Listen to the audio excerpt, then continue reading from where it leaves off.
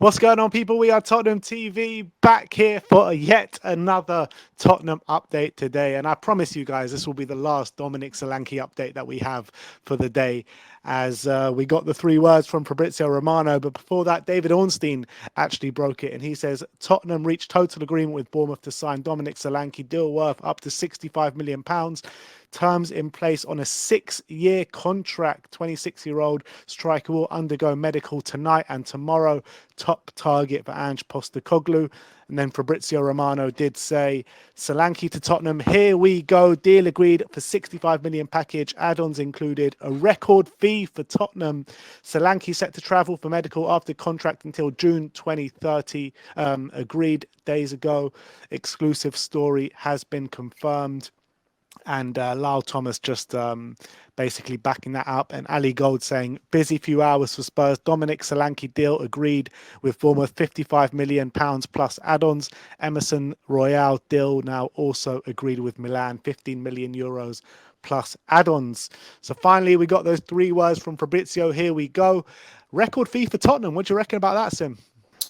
Yeah, didn't have Dominic Solanke breaking our transfer record on the bingo card at the beginning of the summer, but it kind of makes sense in a way. It is 2024. We spent 60 million on Ndombele back in 2019, and football's moved on quite a bit in the last 5 years. So you would have expected probably that we would have broken our transfer record since then, considering the money that's been thrown around in the game.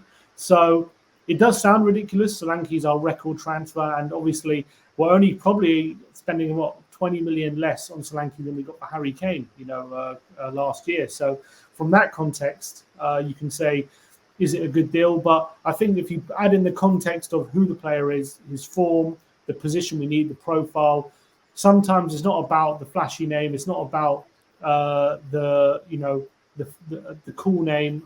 It's sometimes about who the player is, his character, and what he's going to bring to the team. And I'm really excited about what Solanke's going to do at Spurs. And this is, I think, a really positive deal. We're getting another striker in the door, good competition for Richarlison, and obviously going to come in as number 1 striker. I think he's a player who's desperate to be at Tottenham as well. He's got good character. I was speaking to a Bournemouth fan, which the video will be out tomorrow. He was saying how he's got really good mentality. He's a very cool customer. He's a real team player as well. And I think those qualities are really going to fit in at Tottenham. And I'm sure he knows some of the boys at Spurs as well, potentially from other levels of football, in the England level or whatever. And I think he's going to fit in. He's going to fit right in. And I think, yes, 65 million is not cheap, but it's also in 2024 for a striker who got 19 goals at 26 is not, and he's English as well. It's not a ridiculous fee in my opinion. I think it's pretty fair. And obviously it's 55 million plus 10 million in add-ons, so it is pretty much reaching that release clause fee that has been mooted.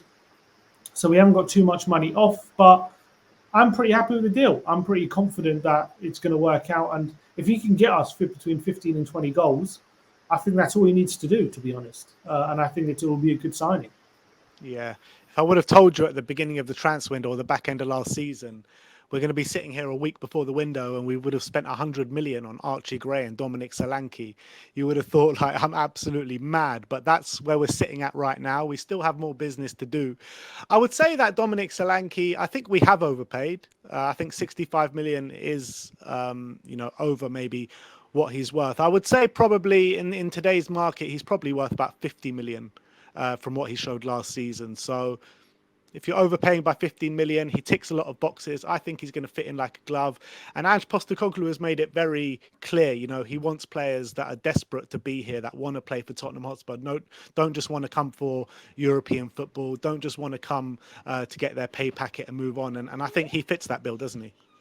Definitely. And I think he's the kind of character and the kind of player that we want around Tottenham, who's going to really fight, give everything for the badge, and really have something to prove. After, those failed moves to Chelsea and Liverpool. Well, he grew up at Chelsea, went through the academy at Chelsea, but the failed move to Liverpool. Maybe he's feeling like, this is a third chance at like a really big club, and he doesn't want to waste it, and he might have something to prove here at Tottenham. So it's also, he'll probably see it as a good opportunity to get into the England squad. If he was playing at Tottenham last season, the season that he had, I think it's probably a good chance he would have been in that England squad ahead of Ivan Toney. But, big club bias potentially. I mean, obviously Brentford aren't a big club, but for one reason or another, he picked Ivan Toney over Dominic Solanke, whereas if he'd been at Tottenham, that probably wouldn't have been the case. So I think it's a good opportunity for him to really get some England caps as well. And I think it's a really good time for him to kick on in his career, take his game up a notch, get into a new phase of his career where he's playing for a club who's going to be in European football consistently, looking to challenge for big things. And I think that's where he's going to want to be at. And I think he's going to want to, I think he's really going to thrive taking his game to another level. I really believe that. And I think he's going to improve a lot. He's at a certain level right now, but, you know, you put all these brilliant players around him. And I think he's going to be licking his lips at the kind of chances that we're going to be creating for him. Yeah, absolutely. So those are the 3 words that we were waiting to hear today. Here we go. I mean, it just happened just literally as we stopped recording or uploading the previous update. That happened. So I thought we had to come on and give you that update. Big Dom is here. Do you reckon he'll be at the Tottenham Hotspur Stadium tomorrow? Do you think he'll get a reception from the fans or come out or anything? I don't think he'll come out. He might be in the box, a bit like Van de Ven was a week before his deal, wasn't he? He was sitting in a box watching the game and he was spotted by a few fans. So I think there's probably a good chance. There's reports or saying he's having a medical. Look, he's saying it's the last update of today, but you never know. Maybe an official announcement today. So I don't know what we'll do if that happens, but I'll have to jump back on. But Ornstein did say he's going to have one part of his medical today and the other part tomorrow. So, so maybe the announcement tomorrow or maybe after the weekend.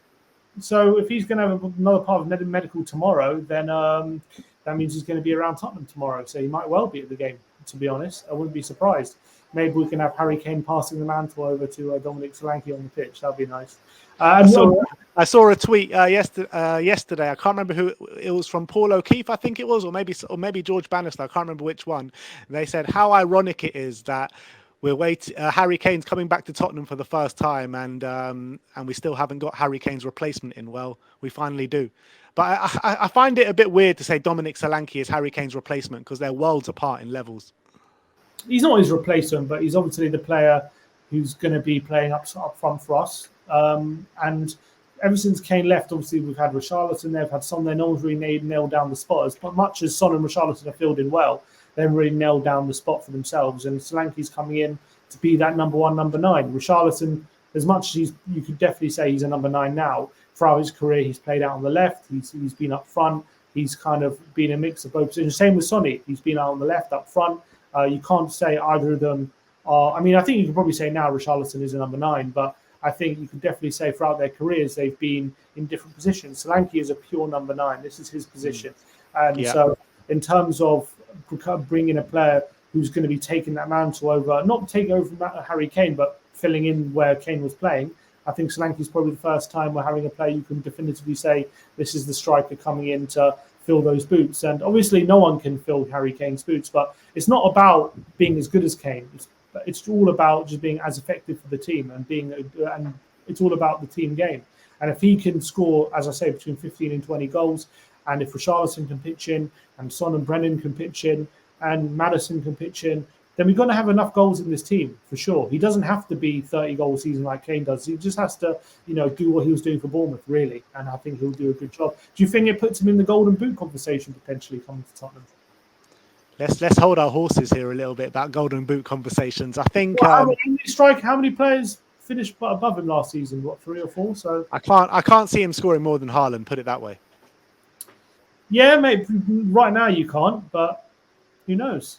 Maybe we'll be sitting here in February, March, and we'll have a different conversation. But right now, I can't see him putting more goals in the back of the net than Erling Haaland.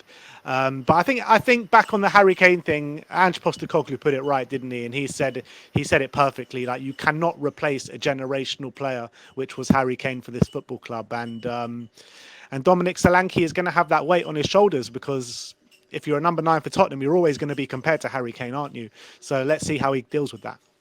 Yeah, and I hope the fan base don't use that as a stick to beat him with, we had Harry Kane and we sold him, and now look who we have whenever he has a bad game. I really hope that we're patient with him and we also give him the opportunity to grow and give him that opportunity to show what he can do. And just because he's not Harry Kane doesn't mean he can't be a success here and doesn't mean he can't. If he just does what he's good at, which is putting the ball in the back of the net, work hard for the team, he can do things. Look, as much as Kane is brilliant, I think there are things that Solanke right now is better than Kane at. I think chasing lost causes. I think using the physicality of his body to make something out of nothing. I think he might be better at Kane at doing those kind of things when it comes to finishing chances from tight angles, and when it comes to that playmaking ability from deep, stuff like that.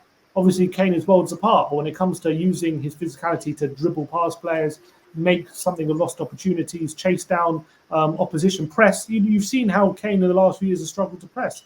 Solanke is going to be a lot better at that. So Yeah. Solanke has his own strengths. Obviously, Kane is a world-class striker. I wouldn't put Solanke in that bracket at the moment, but it doesn't mean Solanke can't be a really effective member of this team, and it doesn't mean just because he can't be as good as Kane doesn't mean the team can't be better off having a striker like Solanke up front. So there you have it. The here we go has been given from Fabrizio Romano. The medical will take place today and tomorrow. Just one other story that I thought I may as well bring up regarding Dejan Kulusevski. Publication called nufcblog.co.uk. I don't know how reliable or if they've got any inside information or anything like that, but they say Newcastle are big admirers of Spurs winger Dejan Kulusevski. Sorry about this. Kulusevski ticks several boxes, with Newcastle actively looking to lower the age of the current squad and knows Alexander Isak from their time in Sweden. I guess Joshua thinks that Kulusevski should be staying. Definitely. I'm not surprised. I'd be crying as well if I heard that news. But I think when it comes to Decky, I'm sure Newcastle are interested. I think he would fit in really well there, and I think there's probably a place for him either on the right wing to take over from Almiron, or playing in central midfield to link up with the likes of Bruno. So I can understand they're interested. I think when it comes to Spurs selling to Newcastle, you probably have to put a bit of a premium on there because they are technically a rival. So I don't think they'd be willing to sell to them. Look, will Decky want to go there? Maybe if we're interested in selling and he doesn't feel like wanted here, I think Newcastle might be a decent move. But unless they're putting up serious cash, I can't see this one having any legs, to be honest. Albeit, as we've said, is there a natural place for Decky in our best 11? We have to wait and see. Yeah, but I do think we need to think about the squad and not just the natural best 11, and I think that's what. I think that's where we've fallen foul a bit in the past, and as long as we have a big, deep squad, I do think everyone's going to get significant minutes in the team. And if we're trying to do something big, then that's what we're going to need to have. And I think Decky is probably going to be a vital cog in that, with the versatility that he does have. And I wouldn't like to see him go to Newcastle, to be honest. I think if we are going to sell him to Newcastle, I agree, has to be at a very high premium. And we know they've got it. They've got that Saudi money. So we'll have to wait and see what happens. I don't think there's anything in it, to be honest. I don't think they do try and test the waters. But that is your Tottenham update for today. We've got the 3 words from Fabrizio. Let me know your thoughts in the comment section below. Like, subscribe, and comment. And as always, come on, you Spurs.